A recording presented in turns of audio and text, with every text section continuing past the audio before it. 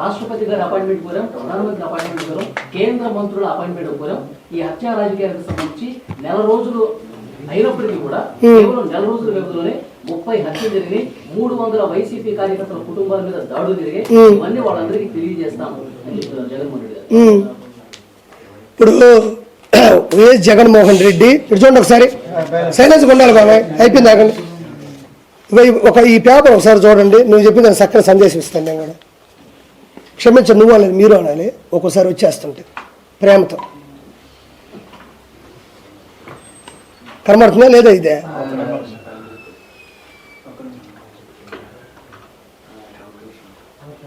ఓకేనా? ఇది చూద్దాం. 2019 నుంచి ఈ రికార్డ్స్ నుంచి తీసుకున్నా, ఈ చట్టంగా ఉన్నట్టు 2019 నుంచి 2024 మధ్యన జగన్ పాలనలో హత్యలు చూడండి సార్.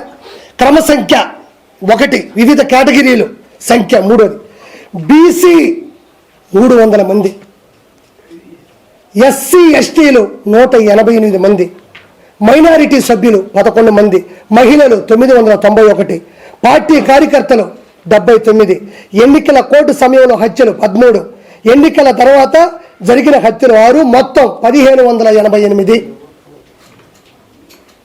ఇది 2019 నుంచి 2024 వరకు కూటమి గెలిచిన చివరిలో కావచ్చు, దాని ముందు వరకు జరిగిన వివిధ రకాల క్యాస్టులు కానీ ఒక క్రమ సంఖ్య 1588 హత్యలు వైఎస్ జగన్మోహన్ రెడ్డి క్రమంలో జరిగినాయి. నేను ఈరోజు కూర్చొని నేను అనేస్తా, ఢిల్లీ పోతా, మోడీ గారితో మాట్లాడతా అనేది అవుతుందా? నేను జగన్మోహన్ రెడ్డి ఇద్దరం ఒకటే. ఇప్పుడు నేను జగన్మోహన్ రెడ్డి ఇద్దరం ఒకటే, కిరాక్ కార్పి జగన్మోహన్ రెడ్డి ఇద్దరం ఒకటే. ఎవరు ఇప్పుడు మాజీ సీఎం అయితే, మాజీ ఉంటే ఎంత తేడా వస్తుంది తెలుసు నీకు? ఇప్పుడు నేను మాజీ సీఎం అంటున్నాడు అన్న. ఇప్పుడు అవును నేను అంటున్నానబ్బా, నా ఆలోచన దృష్టిలో జగన్మోహన్ రెడ్డి నేను ఒకటే. నేను ఏం చేయలేదు, ఆయన ఏం చేయలేడు. ఏమన్నా చేస్తే ఇంకో ప్రెస్ మీట్ పెడతా, నేనే మాట్లాడతా. ఏమీ చేయలేడు, చెంతకాయలు కూడా రాలవయ్యి.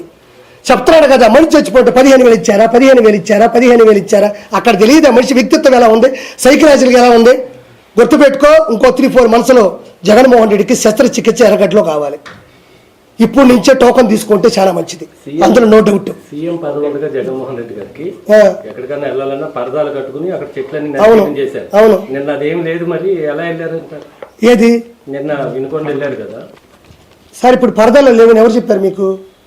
పరదాల్లో లేకపోతే 10 మంది ప్రెస్ మీట్ పెట్టి మాట్లాడుతున్నప్పుడు మధ్యలో మాట్లాడితే తటకన కోపం ఎందుకు వస్తుంది? నీకు అది పరదాలు కాదా? 10 మంది ఉన్నారా ఇక్కడ? ఇదిగో ఎన్ని ఉన్నాయి, ఇదిగో ఇక్కడ మహా ఉంది, బిగ్ టీ ఉంది, TV5 ఉంది, ABN ఉంది. మీరు నాతో మాట్లాడుతూ ఉన్నారు, నేను గబగబ మీకు చెప్పేసి మీరు నన్ను ప్రశ్నించినప్పుడు నేను వెళ్ళిపోతే అది పరదాలు కాదా? పరదాల మాట బతకడం కాదా?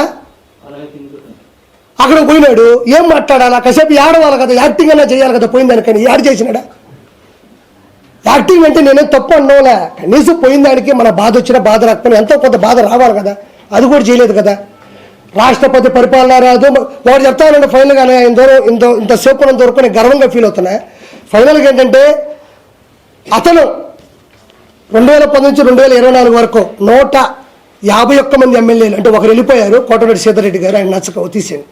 ఏ 150 చిల్లర ఎంతమంది అయితే ఉన్నారో వాళ్ళు ప్రతి ఒక్కరూ అవినీతి చేశారు, కొన్ని వేల కోట్ల రూపాయలు.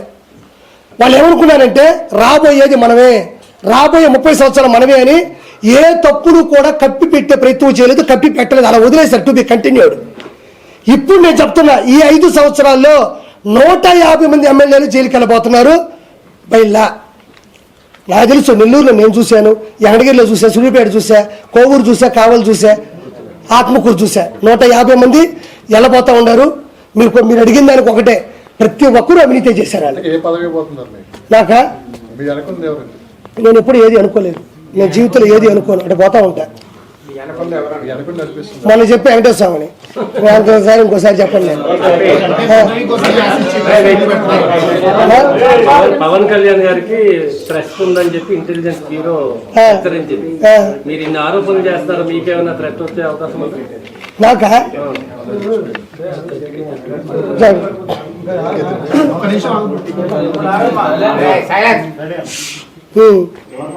అన్నయ్య అడిగిన క్వశ్చన్ అంటే మళ్ళీ నేను మీకు చెప్పాలి, ఎందుకంటే అరిచేసినారు మధ్యలో.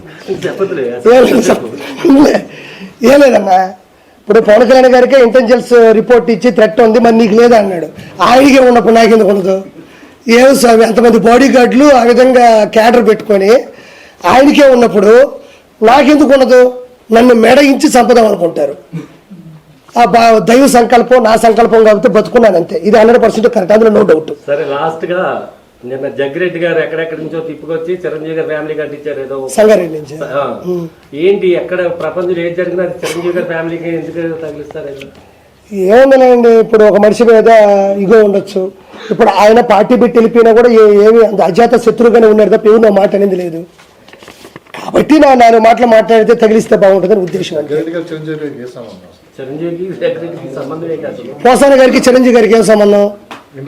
శ్రీరెడ్డి చిరంజీవి గారికి ఏం సంబంధం? అనవసరమైన సంబంధాలన్నీ ఆడాడే జరుగుతుంటాయి. ఆడ బీఆర్ఎస్ కి టీడీపీ, మన బీఆర్ఎస్ కి వైఎస్ఆర్సీపీకి ఏం సంబంధం? వాళ్ళ కడుపు మండింది కాబట్టి.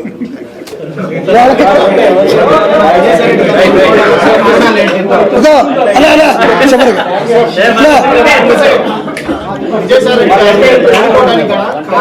అయ్యా ఒకమాట చివరిగా